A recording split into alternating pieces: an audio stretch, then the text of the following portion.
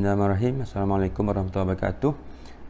Jadi untuk menjawab persoalannya, kenapa dan bila kita kena buang besi yang dimasukkan dalam badan seseorang. Sebab kita dapat banyak soalan, ya. Pesakit bertanya kepada saya, bila agaknya kita kena buang implan ataupun besi apabila berlaku kepatahan. Okey, keadaan yang pertama ialah apabila kepatahan yang berlaku pada kanak-kanak, ya. Contohnya, kalau berlaku kepatahan pada seorang kanak-kanak yang berusia secara umumnya kita ambil kurang daripada 12 tahun, ya.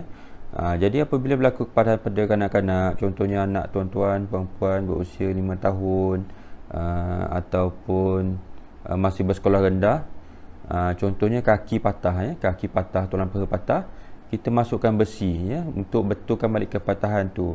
Di sini apa yang tuan-puan kena tahu, besi tu dimasukkan bukannya bagi membuatkan kepatahan tu bercantum, ya.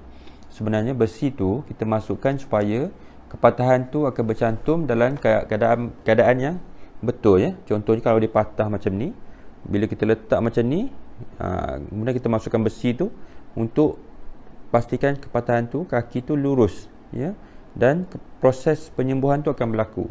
Contohnya kita tak masukkan besi, ya. Contohnya tuan-tuan, puan-puan buat keputusan untuk berjumpa rawatan alternatif ataupun secara tradisional, ya. Tulang paha dia takkan cantum dengan elok, ya. Dia akan berselisih macam ni, ya, kerana tarikan ototnya kuat. So bila dia bercantum macam ni, nanti kaki tu akan pendek, ya, kaki tu akan pendek. Jadi kita masukkan besi untuk pastikan kepatahan tu berada dalam keadaan betul dan bercantum.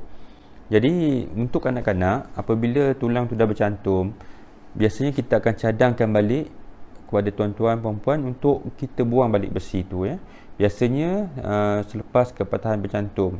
Bagi kanak-kanak, biasanya untuk bahagian tangan, ya, tulang tangan, tulang sini contohnya radius ulna ni, ataupun tulang di bahu, ya, dia ambil masa antara 3 ke 4 bulan untuk bercantum, ya.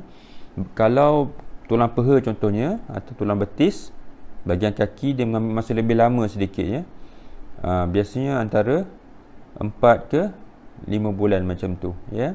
Jadi setelah kepatahan bercantum, selepas kepatahan bercantum, kita akan cadangkan tuan-puan untuk kita buang besi tu, ya. Biasanya kita buang setelah tempoh antara 1 tahun ke 1,5 tahun.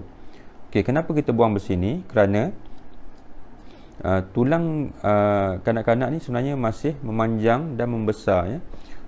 Jadi kalau kita tak buang besi ni, ya, tulang tu ada kemungkinan dia akan tumbuh menyelaputi besi yang dipasang tu. Jadi kemudian hari contohnya berlaku kepatahan yang kedua atau yang ketiga contohnya, jadi kita nak betulkan balik kepatahan tu adalah sukar, ya, sebab ada besi yang diselaputi oleh tulang. Jadi dalam kes sebegini, kita terpaksa buang dulu besi tu sebelum berlaku kecederaan selanjutnya.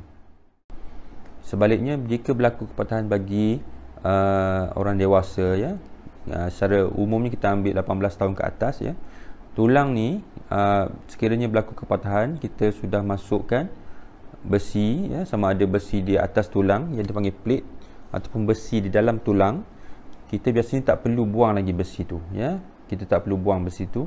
Biasanya dia boleh kekal sampai bila-bila lah sehingga kita meninggal dunia, ya.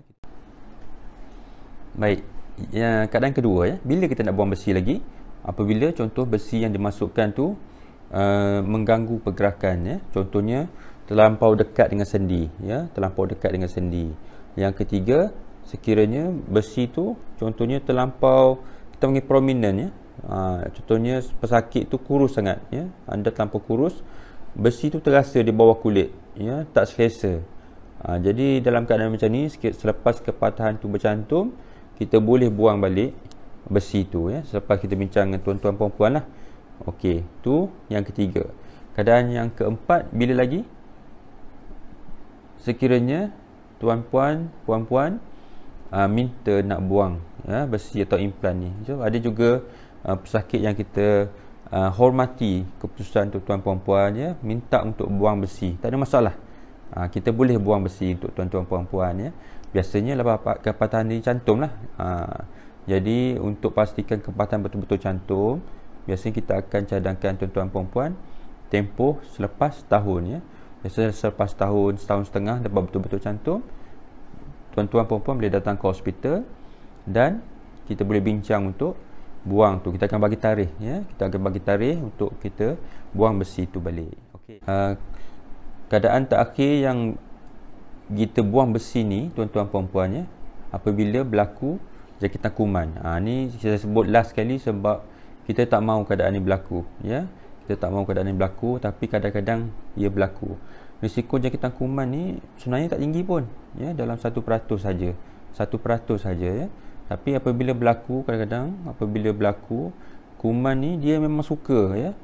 Dia apabila berlaku jangkitan kuman, sekiranya kita tak buang besi ni, kuman ni dia senang ya, dia masuk ikut implan ya, lalu ikut skru, dia boleh melemahkan tulang, dia akan makan tulang tu ya, dan boleh berlaku kita panggil keadaan yang dipanggil osteomyelitis, iaitu jangkitan pada tulang. Jadi dalam keadaan sebegini, untuk pastikan jangkitan kuman tu berjaya diatasi, kita akan buat pembedahan untuk buang balik besi tu ya, buang balik besi tu, dan kita akan bersihkan kawasan yang dijangkiti kuman. Kita bersih betul-betul ya.